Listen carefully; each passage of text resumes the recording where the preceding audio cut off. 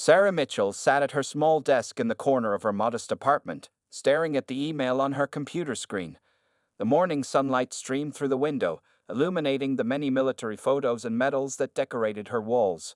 Her hands trembled slightly as she read the message for the third time, still unable to believe what she was seeing. The email was from the organizers of a major veterans event at Mar-a-Lago. They wanted her, a retired Army sergeant, to be one of the main speakers at their upcoming gathering.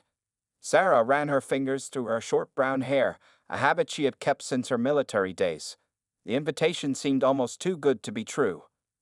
12 years of military service had taught Sarah to be cautious and analytical. She quickly checked the email headers and the sender's credentials, making sure this wasn't another scam targeting veterans. Everything appeared legitimate. The organizers had apparently heard about her work with Veterans Healing Together, a small nonprofit she had started 3 years ago after leaving the service. Her German shepherd, Duke, sensing her excitement, patted over and rested his head on her lap. Sarah scratched behind his ears absently as she continued reading the details. The event would take place in 2 weeks, and they would cover all her travel expenses. They wanted her to speak about her experiences helping veterans with PTSD and the importance of mental health support for military personnel. Sarah glanced at the photo on her desk, a group picture from her last deployment in Afghanistan. 6 smiling faces in combat gear looked back at her. Only 4 of those soldiers were still alive today. The memories of losing her friends to suicide after returning home had been the driving force behind starting her nonprofit organization. Standing up from her desk, Sarah walked to the kitchen to pour herself a cup of coffee. The morning news played quietly on the small TV in the background. As she stirred sugar into her coffee, her phone buzzed with a text from Lisa, her best friend and fellow veteran. "Did you get the invite? This is huge, Sarah," the message read. Sarah typed back quickly. "Just saw it. Seems unreal. Should I do it?" Lisa's response came immediately. "Are you crazy? Of course you should. Think of how many vets you could help with that kind of exposure." Sarah walked to her small balcony, coffee in hand, and looked out at the city skyline. The morning air was crisp, reminding her of early morning drills during basic training. Lisa was right. This was an incredible opportunity. Her small organization had helped dozens of veterans in their local area, but with national attention, they could reach thousands. Back at her desk, Sarah opened her calendar. The past week had been busy with counseling sessions and support group meetings. 2 of her regular veterans were making good progress, while another had just started opening up about his struggles. They all needed her, but maybe by speaking at this event, she could help create something bigger than herself. Her eyes drifted to the small bulletin board above her desk. It was covered with thank you notes from veterans and their families. One particular note stood out, a handwritten letter from Mrs. Thompson, whose son she had helped through a severe crisis last year. "You saved my boy's life," it read. "We need more people like you fighting for our veterans." Taking a deep breath, Sarah clicked reply on the invitation email. Duke watched her intently as her fingers moved across the keyboard. She wrote a polite and professional response, accepting the invitation and thanking them for the opportunity. Before hitting send, she read it over twice, making sure everything was perfect. As the email went out, Sarah felt a mix of excitement and nervousness in her stomach. She had given speeches before at local veterans events, but nothing of this magnitude. Mar-a-Lago was different. It would put her in front of people who could make real changes in veterans' affairs. Standing up from her desk, Sarah walked to her closet and pulled out her dress uniform. It had been a while since she had worn it, but it still fit perfectly. As she ran her hands over the ribbons and badges, she thought about all the veterans who might benefit from this opportunity. Whatever happened at Mar-a-Lago, she would make sure to use this platform to fight for those who needed help the most. Little did Sarah know that this invitation would lead to an encounter that would change not only her life but the lives of countless veterans across the country. 2 weeks passed quickly, and Sarah found herself sitting in seat 14A of a Boeing 737, watching the clouds drift by outside her window. Her military training had taught her to always arrive early, so she had chosen a morning flight to Palm Beach that would give her plenty of time to prepare for tomorrow's event. The flight attendant passed by, offering her a drink. Sarah asked for water, then pulled out the small notebook from her carry-on bag. Inside were her speech notes, carefully written and rewritten over the past 2 weeks. She had practiced the speech so many times that her neighbor's kid had started mimicking parts of it. As the plane began its descent into Palm Beach International Airport, Sarah's mind wandered back to her last flight in a military transport plane. It had been very different from this comfortable commercial flight. No cushioned seats or drink service there. She remembered the weight of her combat gear, the nervous energy of her unit, and the desert waiting below. A baby crying a few rows behind her brought Sarah back to the present. She watched the Florida coastline coming into view, the beautiful blue water stretching endlessly toward the horizon. Palm trees swayed in the wind, and fancy boats dotted the waterways below. This was certainly different from her small apartment back home. After landing, Sarah collected her luggage. A single black suitcase containing her dress uniform and a few casual outfits. The hotel had been arranged by the event organizers, and a car was supposed to be waiting for her. As she walked through the terminal, she noticed how different the people looked here. Designer clothes and expensive jewelry seemed to be the norm. Outside in the pickup area, a man in a black suit held a sign with SGT, Mitichi written on it. Sarah smiled, remembering how her soldiers used to stand at attention when she walked into the barracks. Now this driver was treating her like a VIP. He took her suitcase and opened the car door for her, a sleek black SUV with tinted windows. During the drive to the hotel, Sarah watched the palm-lined streets pass by. The driver, whose name was Miguel, told her about the local area and pointed out some famous spots. She listened politely, but kept thinking about the real reason she was here, to speak for those who needed help, her fellow veterans who were struggling. The hotel was grander than any place Sarah had ever stayed. The lobby sparkled with crystal chandeliers, and the marble floor shone like a mirror. At the front desk, the clerk handed her a welcome package along with her room key. The package contained her event schedule, security protocols, and a special access badge for Mar-a-Lago. In her room on the 10th floor, Sarah unpacked her things carefully, hanging up her dress uniform first to prevent any wrinkles. The room had a balcony overlooking the ocean, and she stepped out to feel the warm Florida breeze. Below, people lounged by the pool, and palm trees swayed gently. It all felt surreal, a far cry from the dusty forward operating bases she once called home. Sarah picked up her phone and called Lisa, who answered on the first ring. "I'm here," Sarah said, looking out at the ocean. "This place is unbelievable. How are you feeling about tomorrow?" Lisa asked, knowing her friend well enough to hear the nervousness in her voice. "Scared," Sarah admitted, "but the good kind of scared. Like before a mission, when you know what needs to be done." After hanging up, Sarah ordered a simple dinner from room service. She wasn't ready to sit alone in the fancy hotel restaurant. While eating, she spread her speech notes on the bed and began reviewing them one more time. The faces of veterans she had helped flashed through her mind. Young men and women who had seen too much, carried too heavy a burden. Tomorrow, she would speak for them. She would tell their stories and fight for their needs. As the sun set over the ocean, painting the sky in brilliant oranges and pinks, Sarah Mitchell, ex-military surgeon turned veterans advocate, prepared herself for what might be the most important mission of her life. She had no way of knowing that tomorrow would bring an encounter that would exceed all her expectations and change everything. The morning of the event arrived with bright Florida sunshine streaming through Sarah's hotel room windows. She woke up at 500 hours. Old habits died hard. After a quick shower, she carefully put on her dress uniform, making sure every medal and ribbon was perfectly straight. Her fingers moved automatically, muscle memory from years of military service taking over. At exactly 700 hours, she walked through the hotel lobby, drawing respectful glances from early morning guests. The same black SUV from yesterday was waiting outside, Miguel standing at attention by the door. "Good morning, Sergeant Mitchell," he said with a warm smile, opening the door for her. The drive to Mar-a-Lago took 15 minutes. Sarah's stomach was doing flips, but her face remained calm, another skill learned from military service. As they approached the famous estate, she could see multiple security checkpoints ahead. The car slowed down at the first checkpoint, where armed guards checked Miguel's credentials. At the second checkpoint, a serious-looking Secret Service agent approached Sarah's window. "ID and credentials, please, ma'am," he said professionally. Sarah handed over her military ID, driver's license, and the event credentials she had received. The agent's eyes moved between the documents and her face, his expression unchanging. "Please step out of the vehicle, Sergeant Mitchell," the agent instructed. Sarah complied immediately, her movements crisp and professional. She recognized the security protocols. They weren't so different from what she had overseen at military bases in sensitive areas. Two female agents led her to a separate screening area. The building was small but equipped with modern security technology.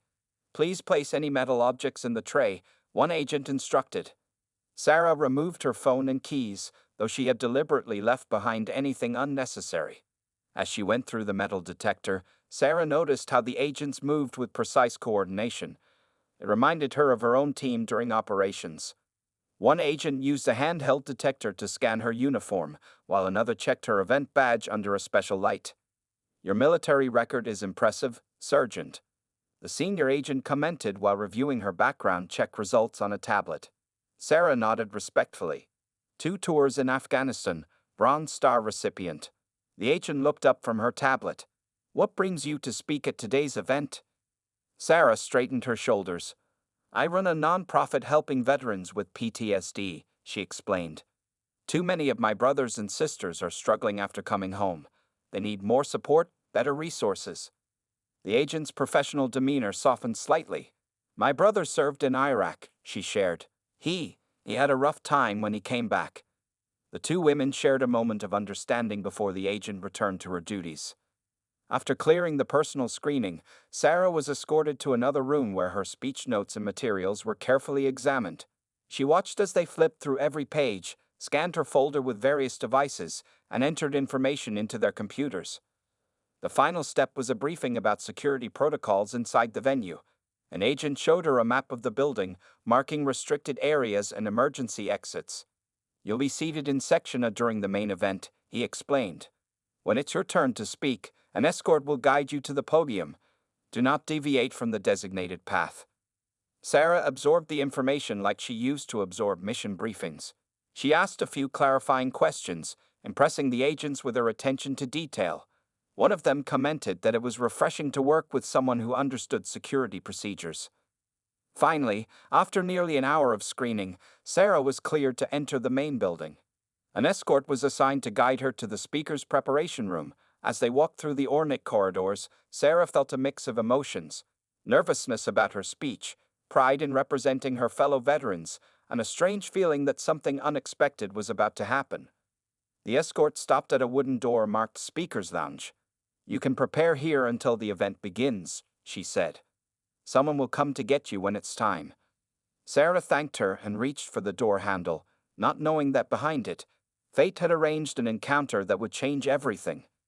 Little did she know that the thorough security screening she had just experienced was about to lead to the most surprising moment of her life. Inside the speaker's lounge, Sarah found herself alone with her thoughts. The room was elegantly furnished with comfortable chairs and a large mirror. She checked her uniform one last time, making sure everything was perfect. Her speech wasn't for another 2 hours, so she decided to find a quiet place to practice. Walking down the hallway, her polished shoes making soft sounds on the marble floor, Sarah looked for an empty room or a quiet corner. The building was huge, with countless corridors and rooms. A few staff members passed by, nodding respectfully at her uniform. She smiled back, continuing her search for a peaceful spot. Following a sign that pointed to a garden view gallery, Sarah turned left down another corridor. The morning sun streamed through tall windows, creating patterns on the floor. She could hear distant voices from somewhere in the building, but this hallway was pleasantly quiet. Just as she rounded another corner, practicing her opening lines in her head, Sarah suddenly collided with someone. Papers flew everywhere, her speech notes scattering across the floor. "I'm so sorry, I wasn't looking where," she began, dropping to her knees to gather her papers. "Let me help you with that," a very familiar voice said. Sarah froze. She knew that voice. She had heard it countless times on television. Looking up slowly, her eyes widened as she found herself face to face with former President Donald Trump. Sarah jumped to her feet, instinctively standing at attention. "Mr. President, sir. I apologize for my clumsiness," she said, her military training kicking in. Trump waved off her apology with a smile, still holding some of her scattered papers. "At ease, Sergeant," he said, glancing at her name tag. Mitchell, is it? These halls can be like a maze sometimes. He looked at the papers in his hand, his eyes catching some of the words. Veterans Mental Health Support, are you one of today's speakers? Sarah nodded, trying to keep her composure. Yes, sir. I'm speaking about veteran support systems and PTSD awareness.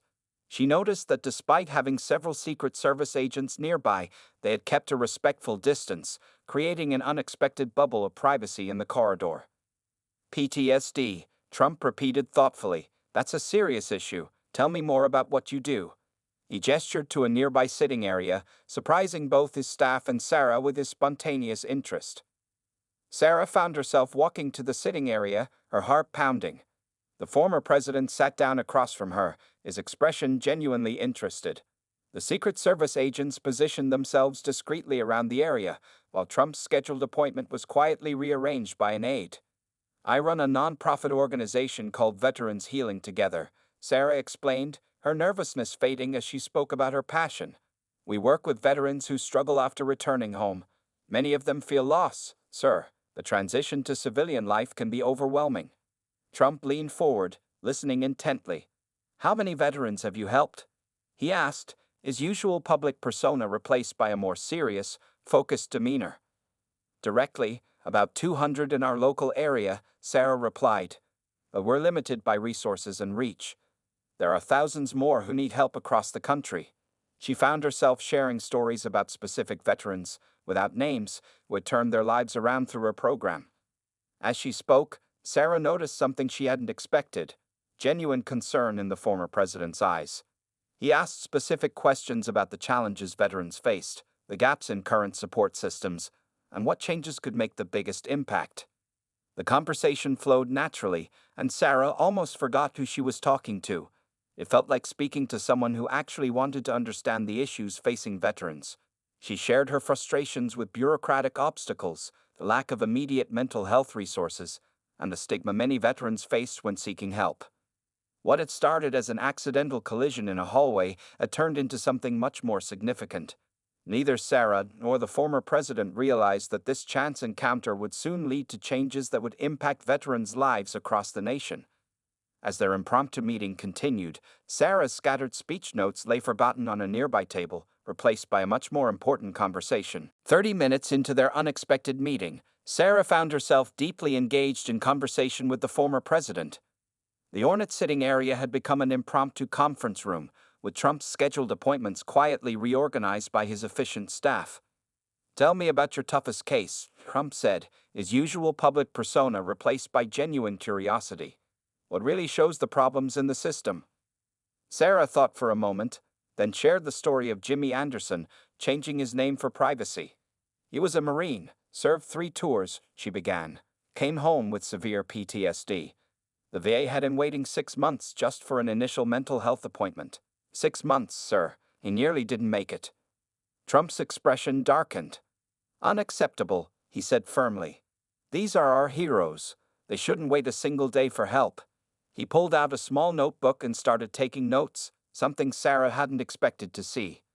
What saved Jimmy, Sarah continued, was having other veterans to talk to. That's what our organization provides, immediate support, a community that understands. Sometimes, just having someone who's been there can make the difference between life and death. A staff member approached quietly, probably to remind Trump of his schedule, but he waved them away. How do you fund your organization? He asked, still writing notes. Donations mostly, Sarah replied. We run on a tight budget. Our counselors are all volunteers, veterans helping veterans. We could help so many more if we had more resources. She found herself sharing details about operating costs, the need for proper facilities, and the dream of expanding to other cities. Trump listened intently, occasionally asking sharp questions about specific numbers and logistics. His business background showed in the way he focused on practical details, costs, scalability, and potential solutions. You mentioned the VA earlier, he said. What specific changes would make the biggest difference? His direct question made Sarah sit up straighter. 3 things, sir, she responded without hesitation. First, we need more mental health professionals who understand military experience. Second, the waiting times need to be cut dramatically. Veterans in crisis can't wait months for help. Third, we need better coordination between the VA and local veteran support organizations. Trump nodded, continuing to write. Your organization, you've proven it works on a small scale. What would you need to make it national? Sarah's heart jumped at the question. She had thought about this often but never expected to share her vision with someone who might actually help make it happen. We'd need training programs for volunteer counselors, a network of local centers, and partnerships with existing veteran organizations, she explained. The key is keeping it personal, veterans helping veterans, while building a structure that can support nationwide operations. As she spoke, Sarah noticed Trump's security detail checking their watches. Their time was running short. But before any interruption came, Trump had one more question. How did you start this? What made you take on such a big challenge? Sarah's voice softened. I lost 2 friends after they came home, she said. Good soldiers, sir. They survived the war but couldn't survive the peace. I decided that wasn't acceptable. If I could help even one veteran avoid that fate, it would be worth it. Trump sat back, studying her for a moment. You know, Sergeant Mitchell, I've sat through countless presentations about veteran programs. But this is different. You're not just talking about problems. You're actually solving them, one veteran at a time. He stood up, straightening his suit jacket. I think it's time we made sure you can help a lot more than one veteran at a time. His words carried a weight that made Sarah's heart race with possibility. As they wrapped up their conversation, neither knew that this impromptu meeting would soon lead to announcements that would shock everyone at the upcoming event. The real surprise was still to come. Just before they parted ways, Trump had one final comment that would stick with Sarah forever. Sometimes the best solutions come from the people who've lived the problem, not the ones who just study it. The main event hall at Mar-a-Lago was packed with hundreds of people. Wealthy donors, politicians, and veteran advocacy groups filled the elegant room. Sarah stood backstage, her heart pounding. After her unexpected conversation with Trump, her original speech didn't feel right anymore. She had spent the last hour quickly rewriting it, speaking from her heart rather than her prepared notes. 5 minutes, Sergeant Mitchell, a young event coordinator, whispered, checking something off on his clipboard. Sarah nodded, taking a deep breath. Through the curtain, she could see Trump sitting in the front row, just as he had promised during their conversation. The current speaker finished and polite applause filled the room. The master of ceremonies stepped up to the microphone. Our next speaker is a decorated Army veteran who has dedicated her life to helping fellow veterans overcome PTSD. Please welcome Sergeant Sarah Mitchell. Sarah walked onto the stage, her military training keeping her steps steady despite her nerves. The bright lights felt warm on her face as she reached the podium. She looked out at the crowd, seeing a sea of expectant faces. Her new notes lay before her, but she hardly needed them now. Thank you, she began, her voice clear and strong.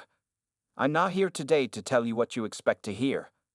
I'm here to tell you the truth about what our veterans face when they come home. She paused, making eye contact with various audience members. And I'm here to tell you how we can fix it. Sarah shared the story of her first day running Veterans Healing Together when a young Marine showed up at her door at midnight, desperate for someone to talk to. She described how her small organization had grown from late-night phone calls and coffee shop meetings to a full-time operation helping hundreds of veterans. We lose 20 veterans to suicide every day, she said, her voice carrying emotion but staying firm. 20 of our brothers and sisters who survived war but couldn't survive coming home. This isn't just a statistic. These are people I knew, people I served with. The room was completely silent now. Even the servers had stopped moving, listening to her words. In the front row, Trump leaned forward, nodding slightly as she spoke. Earlier today, someone asked me what it would take to solve this crisis, Sarah continued, glancing at Trump. The answer isn't complicated, but it requires all of us. We need immediate action, not more studies. We need resources, not more committees. Most importantly, we need to listen to the veterans themselves. She described her organization's approach, veterans helping veterans, providing immediate support without bureaucratic delays. She explained how their program had saved lives, reunited families, and helped warriors find their purpose again in civilian life. But we can only help the veterans we can reach, Sarah said, her voice growing stronger. For every veteran we help, there are dozens more struggling alone. They're in small towns and big cities across America, fighting battles no one can see. Looking directly at the audience, Sarah delivered her final message. I'm not here to ask for your sympathy. These veterans don't need sympathy, they need action. They need a country that fights for them as hard as they fought for it. She spoke about specific changes needed in the VA system, about the importance of immediate mental health care, and about the power of veteran-to-veteran support networks. Her words carried the weight of personal experience and the urgency of someone who had seen both the problems and the solutions firsthand. As Sarah reached the end of her speech, she stood straighter, her military bearing evident. The question isn't whether we can help our veterans. The question is whether we will choose to do it. These men and women didn't hesitate when their country called. Now it's our turn to answer their call. The applause that followed was unlike anything the event organizers had heard before. People rose to their feet, many with tears in their eyes. In the front row, Trump stood as well, a determined look on his face that Sarah would soon understand the meaning of.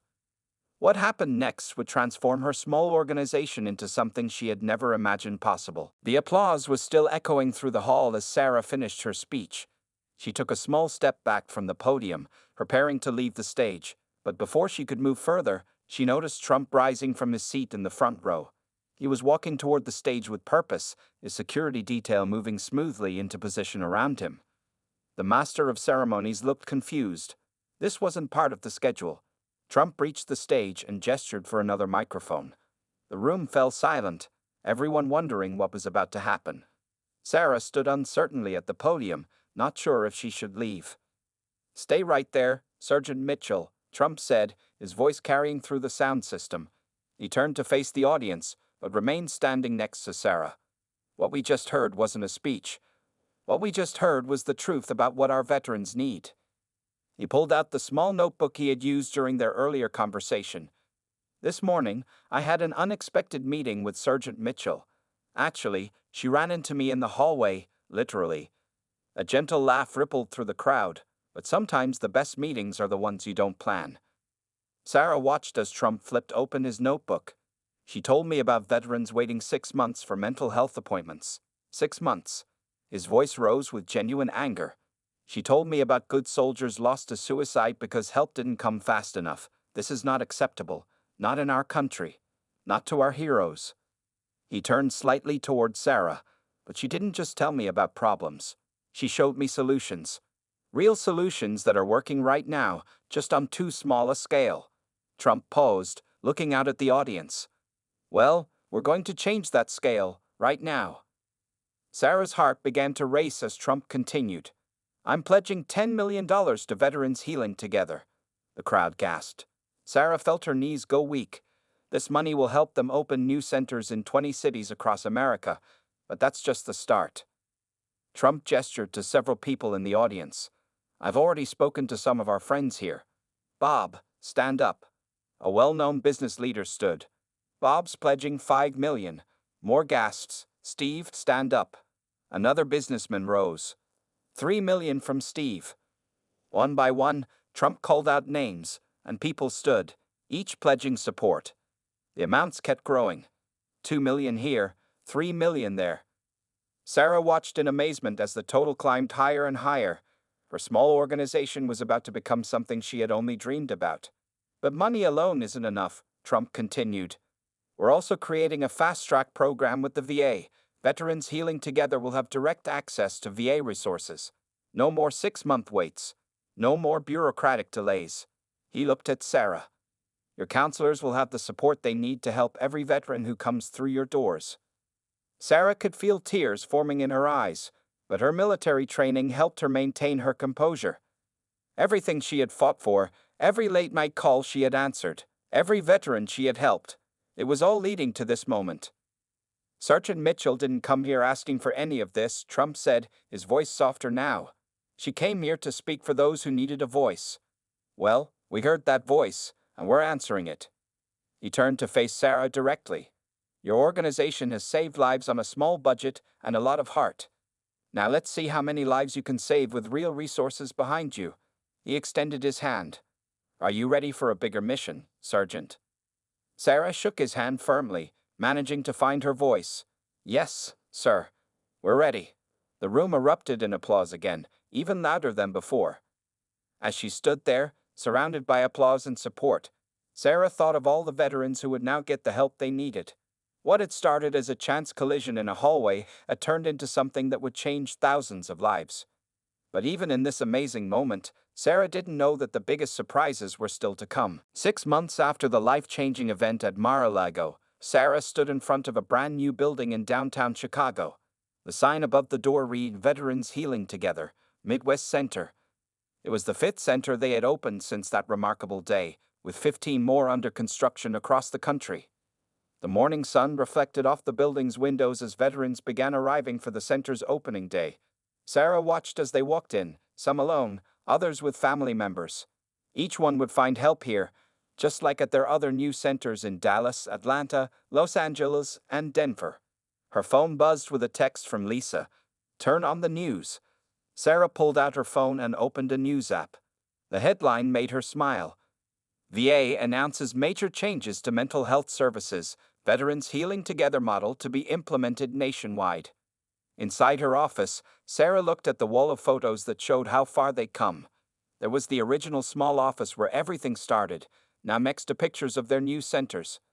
A framed copy of the pledge documents from Mar-a-Lago hung in the center, surrounded by newspaper clippings about their success. The morning's first group session was about to begin. Sarah walked to the meeting room, where 20 veterans sat in a circle. Some looked nervous, others tired, but all were here seeking help. Just like Jimmy Anderson had been at her first center, before he turned his life around and became one of their counselors. "Welcome," Sarah said, taking her seat in the circle. "I'm Sarah Mitchell, and like you, I'm a veteran. This is a safe place. Here, you're among family." She saw some shoulders relax, some faces soften. These were the moments that made everything worthwhile. After the session, Sarah checked her email. There were messages from their other centers, success stories, progress reports, and updates on new programs. In Denver, they had just launched a job training program. The Los Angeles Center was starting a family support group. Atlanta had partnered with local businesses to create veteran employment opportunities. A knock on her door interrupted her work. It was Mike Thompson, a Marine veteran who had been one of their first success stories at the new Chicago Center. "Got a minute, Sarge?" he asked. Sarah nodded, gesturing to a chair. "Remember that idea we talked about reaching out to rural areas?" Mike said, sitting down. "Well, I think I figured out how we can do it." He spread some papers on her desk. Plans for a mobile counseling unit that could reach veterans in small towns and remote areas. Sarah studied the plans, thinking about all the veterans they could help with this new idea.